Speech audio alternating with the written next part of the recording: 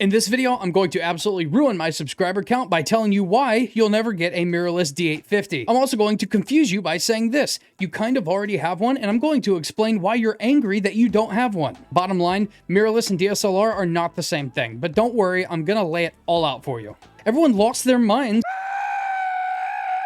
when the Nikon Z7 and Z7 II, which to my knowledge were never categorized as a replacement for the D850, somehow didn't meet the expectation of the consumer with only an assumption that it was a replacement. What caused the assumption? I literally have no idea besides megapixel count and YouTubers talking. Many people watching this will hold on to the idea that the D850 is better than the Z7 or Z7 II, so right now I'm going to do a side-by-side comparison of the specs because I think that you think specs are what make the D850 better. Stay with me until the end of the video because I think I know exactly what you're really looking for in your endless search for a mirrorless D850. And for many, I don't think you realize what that thing is. We are going to compare the Z7 II to the D850 because they have the exact same card slot configuration. Nikon, I'm with everyone else who raises an eyebrow at one card slot on the Z7, you ding-dongs. Excluding specs that they share, the first difference is the lens mount. The D850 has more native f-mount lens options currently by a long shot,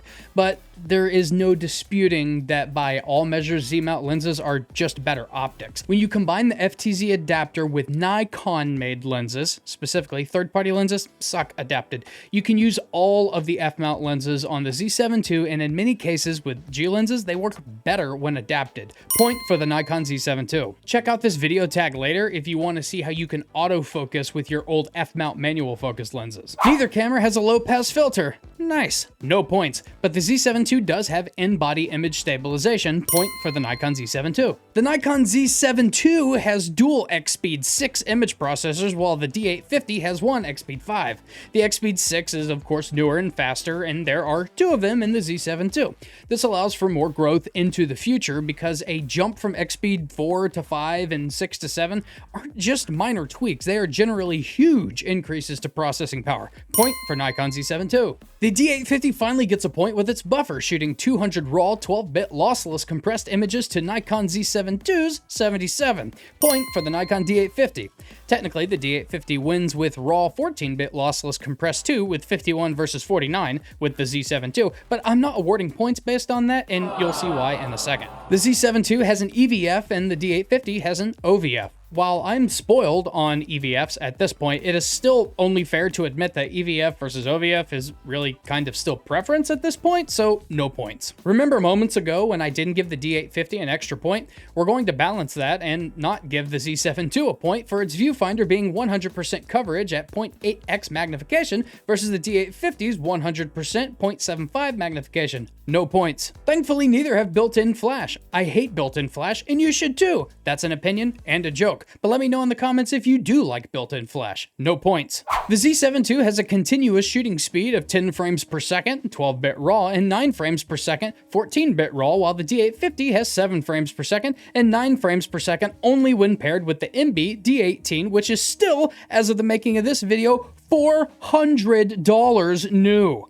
Point for Z7 II. I should say that it's my theory and opinion that unless you're pretty much doubling frames per second, the difference between getting a shot and not comes down to timing and experience of the photographer. But I know how much y'all like to complain about FPS, so there you go, point stands. The Z7 II destroys the D850 in this feature that I never use, but I can't ignore 900-second longest shutter speed spec versus the D850's 30 seconds. Point for Z7 II. But the D850 slaps back with a flash sync speed of 1/250th versus the Z7 II's 1/200th. I use high-speed sync, so I don't care, but point for Nikon D850. For AF detection range, I'm awarding no points either way, but technically the D850 is -4 to +20 to the Z7 II's -2 to +19. A very marginal difference, and the Z7 II will actually do the same as the D850 with low light AF.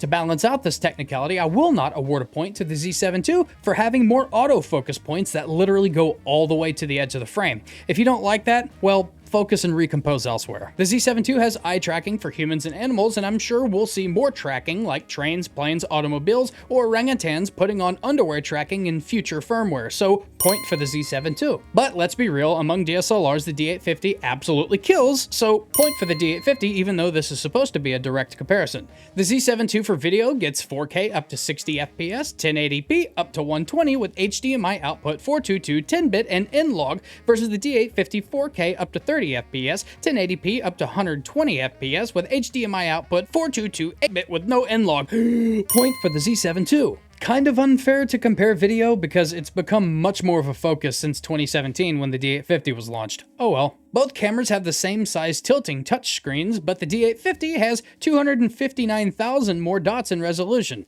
That's literally nothing, but still a marginal win for the D850. 1 point. For battery life, the D850 smokes the Z7 II in stills with 1,840 shots versus 440 on paper, but this isn't accurate at all. I've easily shot triple that on the Z7 II on a single battery, but the D850 will also shoot way more than 1,840 shots per battery, so 1 point for the D850.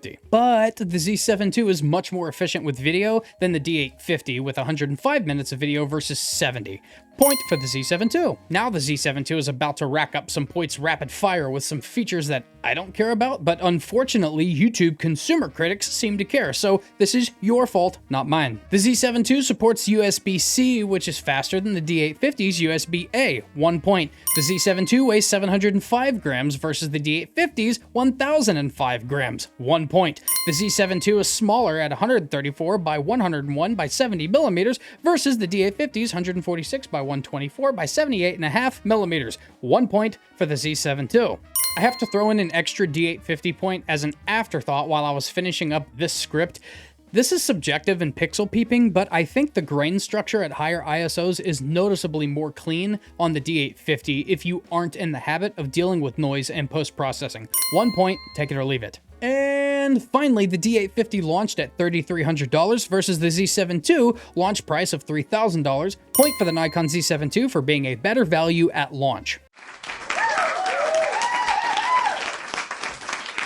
So the Z7 II wins, but of course it does. It's several years newer and has all the benefits and versatility that mirrorless cameras bring for stills and video. But don't be sad, mad, or close to rioting, because I'm going to tell you what I think you're soul searching for and what you're confusing the spec sheet with. Because spec-wise, I really can't see why people think the D850 is better. It seems more opinion than fact. So here's the dive into the consumer's mind that I promised. The fact is, when the D850 launched in 2017, it was way ahead of the DSLR game. It absolutely wrecked the competition at that price. Still to this day, it wrecks a lot of cameras in any category at many price points for any genre of photography.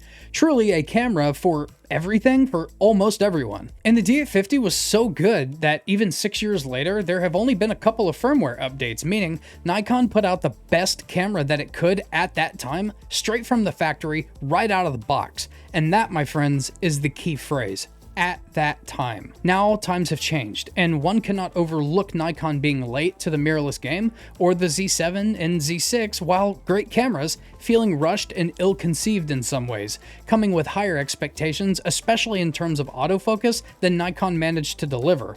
For the consumer, those expectations seemed to drift away from being compared to the competition in the mirrorless realm, which is the fair comparison.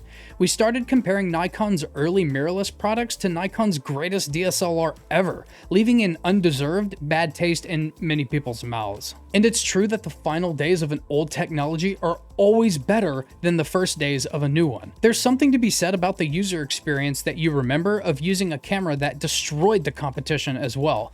The way the camera felt in your hand, nailing the focus right out of the box, the astonishing Nikon colors. I really believe that the Nikon D850 blew your mind, and that's one of the most fond memories of your photography career. That's my Nikon Z9 moment, the peak of everything I worked so hard and so long for. Let's be honest, the Nikon Z7 and Z7 II, didn't do that for you. But I don't think they could have realistically been expected to. Nikon's best versus Nikon's first? You won't convince me that the D850 has better specs, because facts are facts, and blanket statements of which is better in that regard won't fly here. I just hope people will realize the difference between performance and feeling, and don't confuse the two. Because I'll fight you on specs and tech, but I will never try to argue away that moment when you felt you had the best camera on the market and everything you could have ever hoped for in a camera. I'm Z-Wade, the Z-Wade, and Z-Wade Photo. Stay sharp, YouTube.